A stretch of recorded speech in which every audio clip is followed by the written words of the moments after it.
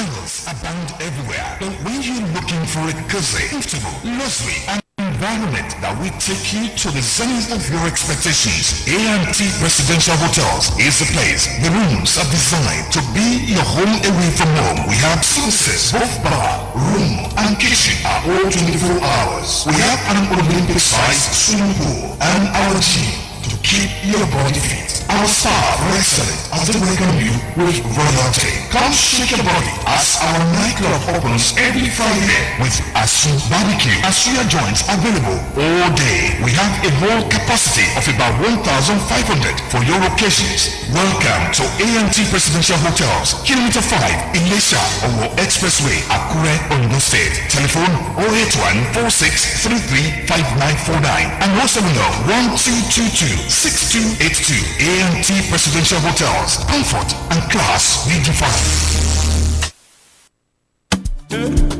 Brand new from Airtel.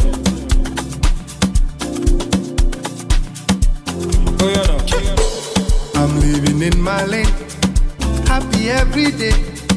Things are not the same. Oh no. Now I chop from a buffet, unlimited buffet. Why are not they fear? Cause I know it's more than enough for me.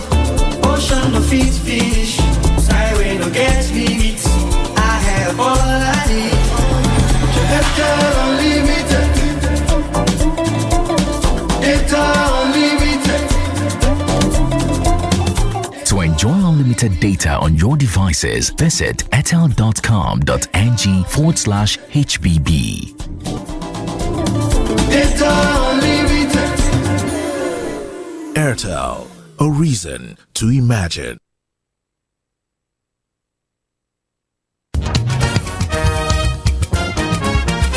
Congratulations to our poultry, pig, sheep, and goat farmers in Ondo State as Livestock Productivity and Resilience Support Project (LPRES) begins provision of common assets such as abattoir, slaughterhouse, pasture, sheep and goat markets, biodigester, veterinary clinic, farmer field school, artificial insemination center, training, loan support, free vaccination, among others, to enhance productivity, resilience, and commercialization of these value chains. LPRES is here to serve you. Please report header farmer clashes to LPRES for prompt intervention. You can visit your local government for complaints on GBV, sexual exploitation, abuse, and harassment at LPRES project location in your area. LPRES beneficiary profiling is always free, but know that there is no input support for beneficiaries. For more inquiries, please contact Ondo LPRES project at ground floor, ISA building, beside ADP Alagbaka Akure. Facebook page is Ondo LPRES project. Email ondo@lpresnigeria.gov.ng. Telephone 0803-395-7166. LPRES project, enhancing livestock profitability.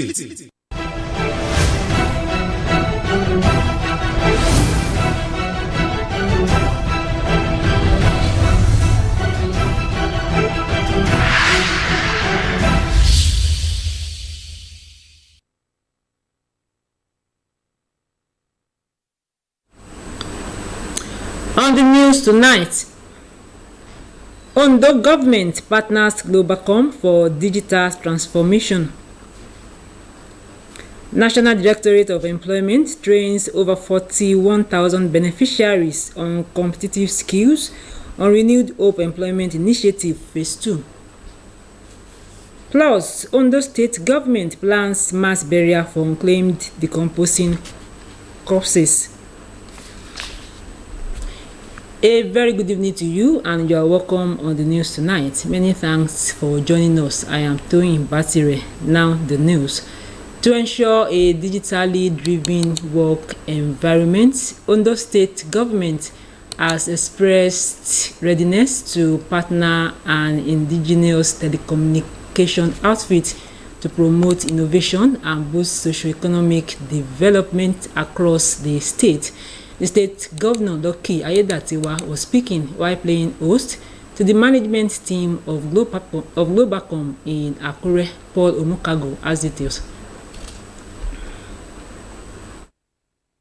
Against the backdrop of consolidating on the administration's Our Ease agenda, which seeks to reorientate its workforce and promotes the use of technology in tracking and profiling solutions to complex issues of productivity as well as development, The visit was yet another opportunity for Governor Ayedatiwa to tell the story of how homegrown digital solution was deployed to improve and boost governance in the state.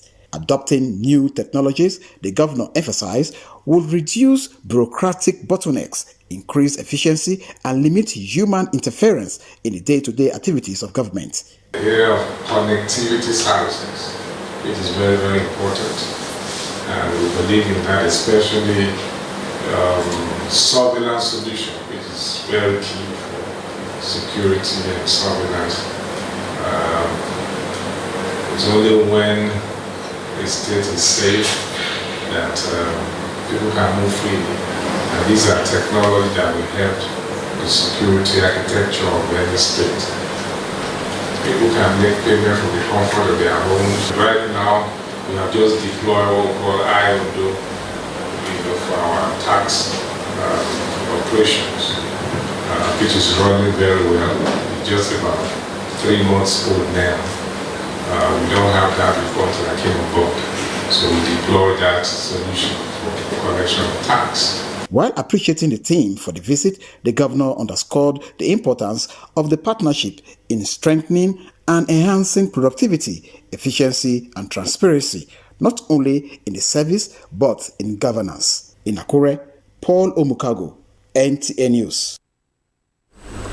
Now over 41,000 beneficiaries are to benefit from various skills in vocational, entrepreneurial, agricultural, ICT, and activities in the public work sectors of the Renewed Hope Employment Initiative Phase 2, initiative of the National Directorate of Employment, NDE. This was revealed at the flag-off of the Renewed Hope Employment Initiative Phase 2 held in Akure. Kayode Olorundare reports that about 1,000 beneficiaries are from Ondo State. The Renewed Hope Employment Initiative Phase 2 was flagged off simultaneously across the 36 states of the Federation and the FCT, with a minimum of 4 participants each from the 8,809 wards across the country.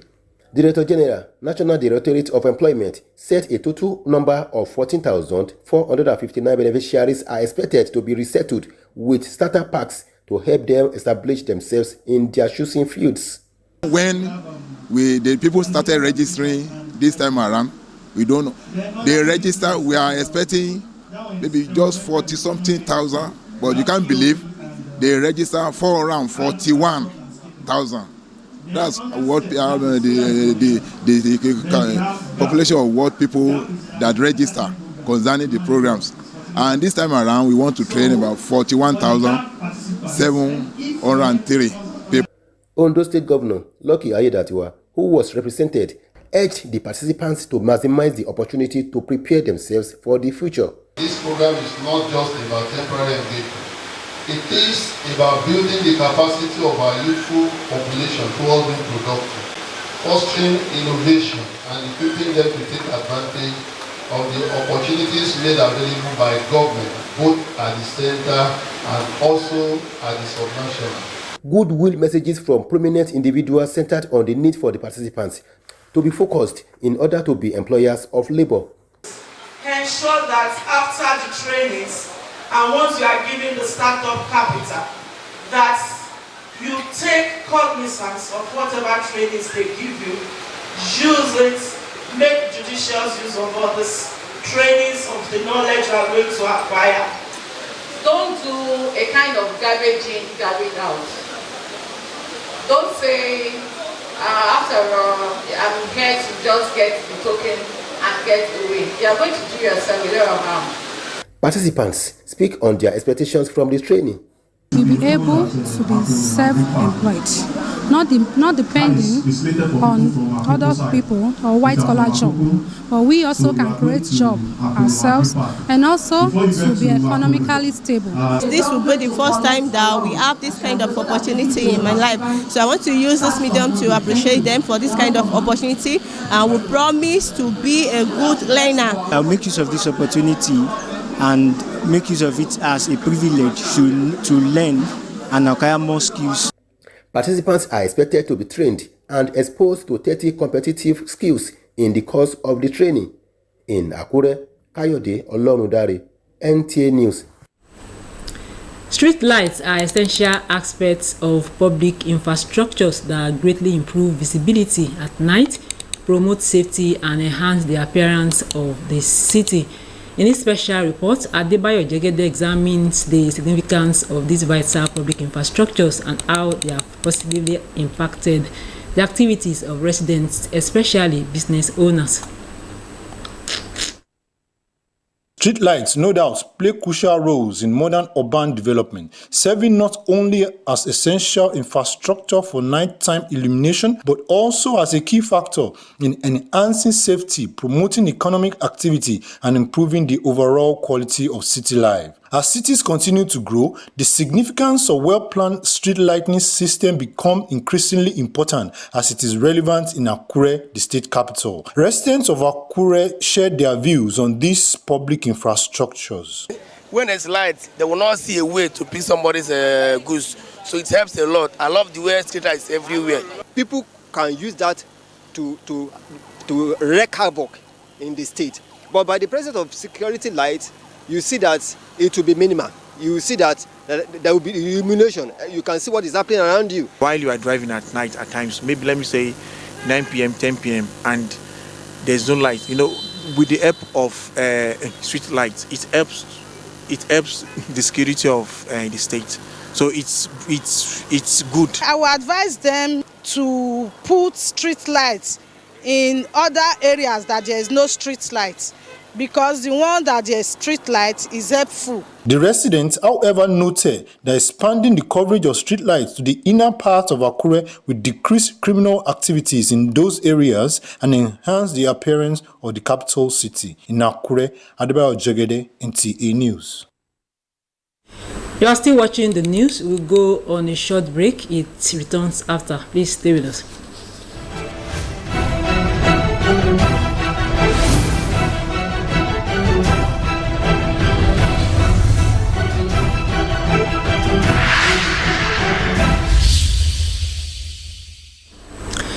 The rising cost of an international passport is now a major source of concern for many citizens.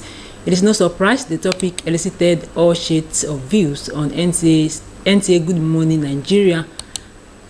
The guests asked the National Assembly to step in quickly to investigate why the cost was raised. Thomas Ogbetere reports.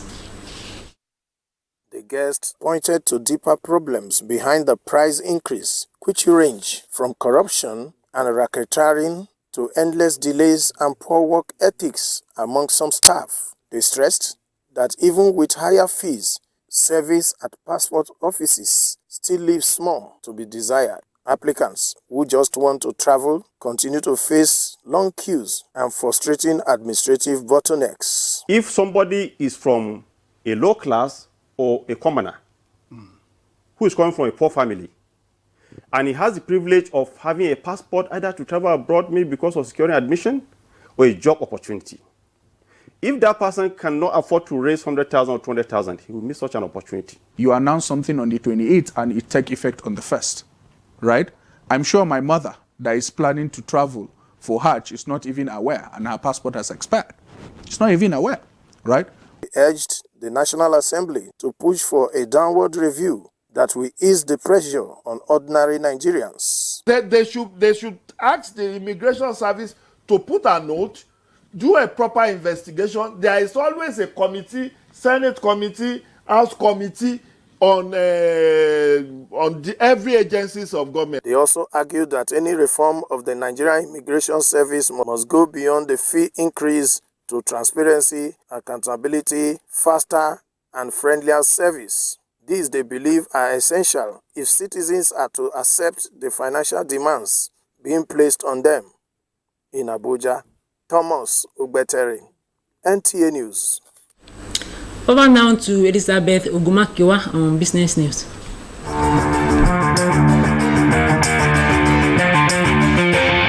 The Federal Competition and Consumer Protection Commission has launched a major crackdown on rude digital lenders with the introduction of tough new regulations aimed at cleaning up Nigeria's fast-growing online credit market. The new development is to also address widespread complaints of harassment, data privacy violations, exploitative lending practices, and anti-competitive behavior in Nigeria's fast-growing digital credit market. In another news, the Central Bank of Nigeria is clamping down on POS fraud with geotagging and global payment standards, aiming to make every digital transaction traceable and trustworthy. To tackle this issue, Governor Olayemi Cardoso is driving the Central Bank of Nigeria towards stricter oversight of point-of-sale terminals and other electronic payment systems. The new regulation aims to strengthen transaction monitoring, protect consumers, and extend financial services to millions who have long remained outside the formal banking system. And that'll be all on Business News. Elizabeth Ogumakiwa, NTA News.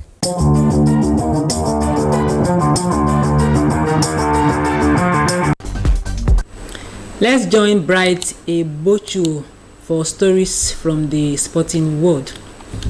Okay, Mama.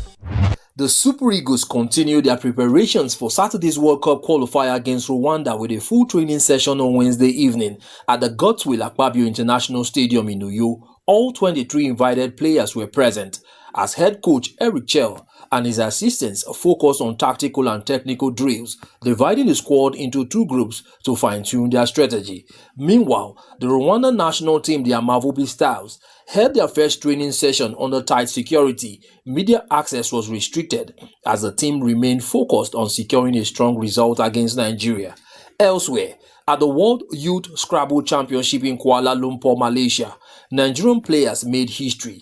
Team captain Abdul Kudus Olawale Aliyu became the first Nigerian and African to win a silver medal, finishing second overall. Sophia Ebube Kurechi, recently crowned under-15 African champion, became the first African female to win the Best Female Player award. Despite strong efforts, the president of the Scrabble Federation of Nigeria, Toke Aka, attributed the success to merit-based selection and called for its continued use in Nigerian sports. The National Youth Games is a precursor towards feeding the youth Scrabble team with players. Currently going on now, we are already discovering some new players. And these players who have gone to represent Nigeria are all products of the National Youth Games. Nigerian swimmers Clinton Opute and Corporal Collins Ebian have been awarded World Aquatic Scholarship to train in Hungary and France, respectively, as part of preparations for future international competitions, including the Olympics. The Nigerian Police Force and Aquatics Federation praised the development, calling it a major step for Nigerian swimming. And finally, to the US Open in New York, where it's been a tale of dominance and comebacks. Defending champion Yannick Sinner looked unstoppable as he stormed past compatriot Lorenzo Musetti in straight sets 6-1, 6-4, 6-2, booking his place in the semi-finals with style. On the women's side, it is a dream return for Naomi Osaka. The two-time US Open champion is back in the semi-finals after a composed win over Karolina Muchova 6-4, 7-6. Osaka, who last made this stage in 2021, says her dream is finally coming true. For sports updates, Bright Ebochu, NTA News. Ondo State Governor Lucky Aiyedatiwa has reacted to the demise of frontline politician and former governorship candidate of the Social Democratic Party SDP in the November 2024 off-cycle governorship election in Ondo State. In a condolence message, the governor expressed shock over the sad news of Bamidele Akingboye's death, as according to him, every death diminishes humanity and aches as well. Ultimately, the inevitability of death is stated provides a soothing balm and shifts the collective focus to good deeds as long as there is breath. He described the late Otumba Bamidele Akingboye as an illustrious son of Ikale, who did his best to cheat death through his numerous good deeds, urging the bereaved family to take solace in the testament of greatness from the people he touched while on earth. On behalf of the people and government of Ondo State, the governor prayed for his family, friends, and admirers to be granted the needed fortitude to bear the irreparable loss of his passing. And that's the news. And that's the news tonight. We thank you for watching. Good night.